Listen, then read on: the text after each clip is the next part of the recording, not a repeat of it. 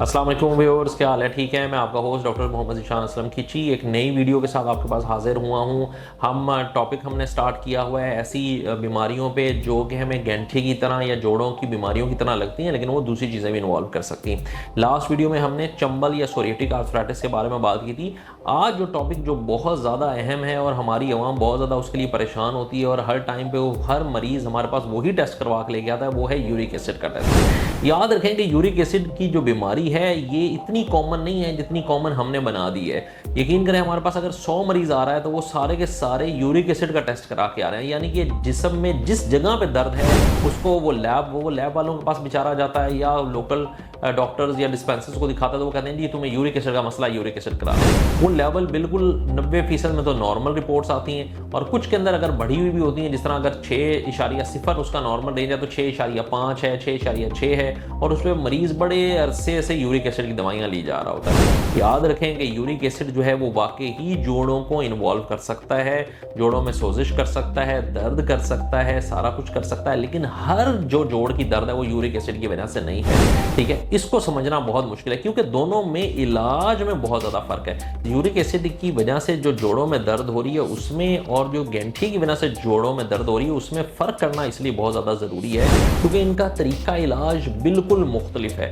गैंठी का टोटल इलाज फ़र्क है और यूरिक एसिड का टोटल फ़र्क है। हमारे पास बहुत सारे मरीज़ ऐसे आते हैं जिनको जोड़ों में दर्दें होती हैं और वो यूरिक एसिड करा के ले आते हैं। अब जब यूरिक एसिड करा ले आते हैं उनकी जो वैल्यू है वो 0.2-0.3% ऊपर होती है नॉर्मल से, तो वो कहते हैं ये यूरिक एसिड है और वो सालों साल से यूरिक एसिड की दवाइयाँ ले रहे होते हैं और हमारे पास फिर आते हैं और कहते हैं जी हमें तो फ़र्क नहीं पड़ा, यूरिक एसिड भी हमारा नॉर्मल हो गया, देखें ये रिपोर्ट हमने कराई, फिर हमने ये कराई, वो नॉर्मल हो गई, लेकिन हमें फ़र्क। अब जब हम देखते हैं तो उनको यूरिक एसिड की वजह से दर्द ही नहीं होती, उनको गैंठी की वजह से दर्द होती है। यूरिक एसिड की दर्दें अमूमन घुटनों को इन्वॉल्व करती हैं और पाँव के जो बड़ा अंगूठा है उसकी जो बेस है उस वाले जोड़ों को सबसे ज़्यादा इन्वॉल्व करती है, इसको पोडेग्रा कहते हैं। ठीक है, इसी तरह और भी जोड़ों को इन्वॉल्व कर सकती है और अगर ये क्रॉनिक चला है, गाउट इसको गाउट कहते हैं यूरिक एसिड की बीमारी को, अगर ये क्रॉनिक चलती रहे, लंबा अरसा चलती रहे तो और भी मुख्तलिफ जोड़ों को इन्वॉल्व कर सकती है। लेकिन याद रखें कि इसका तरीका इलाज कुछ चीज़ों से परहेज़ करना है, जिस तरह चॉकलेट से परहेज़ करना है, कलेजी से परहेज़ करना है,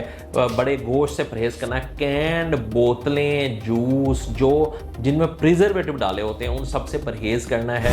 इसी तरह सब्ज़ रंग के पत्तों वाली सब्जियों से हम कुछ कहते हैं कि परहेज़ करें।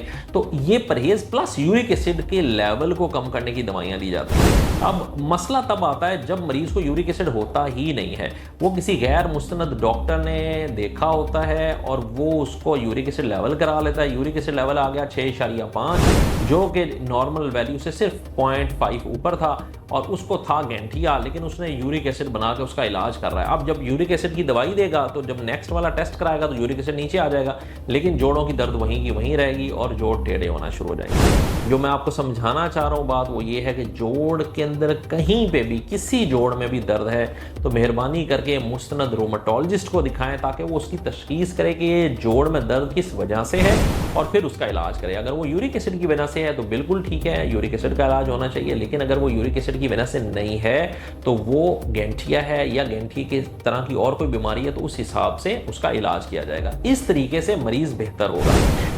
तो मेरे जो कहने का मकसद ये है वो ये है कि यूरिक एसिड का टेस्ट करवा के सिर्फ परेशान ना हो जाएं कि वो थोड़ा सा बड़ा हुआ है तो ये दर्द वाकई अब यूरिक एसिड की वजह से, ऐसा नहीं है। यूरिक एसिड हो सकता है कि बड़ा हुआ हो लेकिन आपकी जोड़ की दर्द जो है वो किसी और बीमारी की वजह से हो। तो लाजमी किसी मुस्तनद डॉक्टर को दिखाएं और जो वो बताए उसको फॉलो करें ताकि आपका बीमारी का हल निकल सके।